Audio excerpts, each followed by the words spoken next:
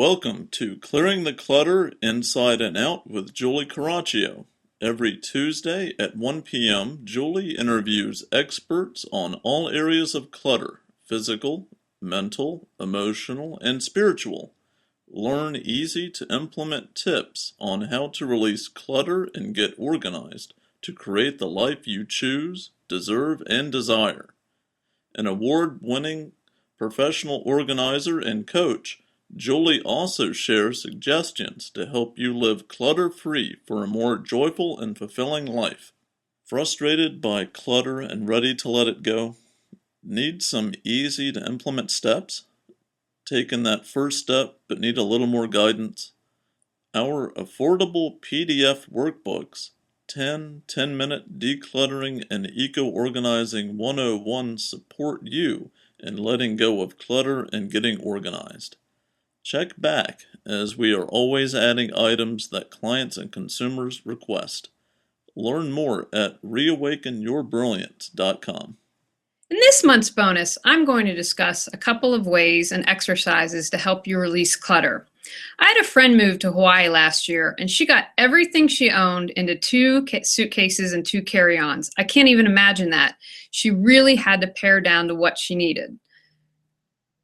For a lot of us, that can be a huge challenge. So here are some exercises to support you in releasing clutter. What if you were moving? If you move interstate, it's done by weight and distance. When I moved from Los Angeles to Raleigh, I got rid of just about all my furniture. I didn't have any kitchen table, I didn't have any couch, TV, I got rid of all of that. And I had a bedroom set and some twin beds that I inherited. But again, it really wasn't a lot of stuff. I was living in a 2-bedroom condo. Almost 10 years ago, it cost me over $3,000. We'll be moving within a year or so, and we're going through stuff now because I know it's whatever we take, we're going to pay to move it. So if you know you have to pay by weight, what would you move and what would you release? I encourage you to take the time to actually go room by room and write things down. After you've done this exercise, ask yourself what is preventing you from doing so now.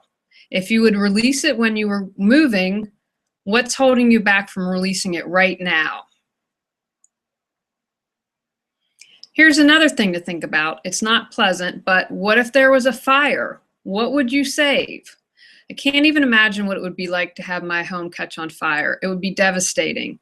So a nice reminder to make sure you have fire detectors and your batteries are up to date. When we change over for daylight savings time and in winter for savings time, that's a great time to change your batteries.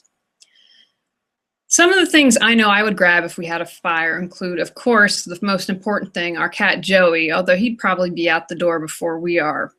Our wedding album, my great-grandmother's bracelet, a painting my grandparents owned, and our important documents. Now here's a tip. I'm going to encourage you to have your important documents in one place. In our filing cabinets, everything that I need, such as our wedding license and certificate, my name change, all of that is in one accordion file. Bam, I've got it. All the important papers are in my hands and out the door.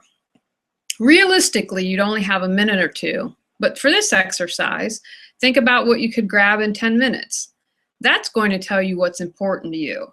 And then after that, ask why you're keeping things that aren't important to you. Do you really need all that you're keeping? If a fire is too difficult, skip ahead. Suppose you lose everything you own in a disaster, a fire or something else. You're only going to get so much from the insurance company, despite their clever commercials, and it's doubtful that you could replace everything. If so, what would you replace? That can help guide you to releasing clutter today. Another thing to think about, or an exercise to try. I often work with people who have been left things by relatives, and the burden to decluttering the house, selling the house, handling financial affairs, etc. always falls to someone. Would you want to leave all that clutter for someone else to deal with?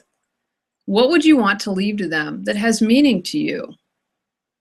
Then after you figure that out, consider releasing all the rest. Now again, releasing clutter is a process, so be gentle with yourself. The most important thing is to take that first step. I have another podcast where I talked about questions that you can ask yourself to release things, and you can check that out. But this, again, just different take on it, different spin. We all learn differently. You can say something 100 times, but maybe the 101st time you hear it from someone else, that really resonates with you. It's your aha moment. And you can say, oh, now I get it. So hopefully you can try one of these exercises to help you in releasing clutter. Go out, clear some clutter to create the life you choose, deserve, and desire. Frustrated by clutter and ready to let it go? Need some easy to implement steps? Taken that first step but need a little more guidance? Our affordable PDF workbooks, 10-minute decluttering and eco-organizing 101 support you in letting go of clutter and getting organized. Check back, as we are always adding items that clients and consumers request. Learn more at reawakenyourbrilliance.com. Thanks for tuning in to Clearing the Clutter Inside and Out. Sign up for our newsletter and receive a free copy of 10 clutter-free living tips. Ready to create the life you choose, deserve, and desire? Learn about Julie's coaching, ebooks, online monthly decluttering classes, how to organize your life, office hours, and her unique clutter-free living mastermind at reawakenyourbrilliance.com. You can also watch all episodes on YouTube or download on iTunes and more. Join us next Tuesday at 1 p.m. Remember, the journey of 1,000 miles begins with one step.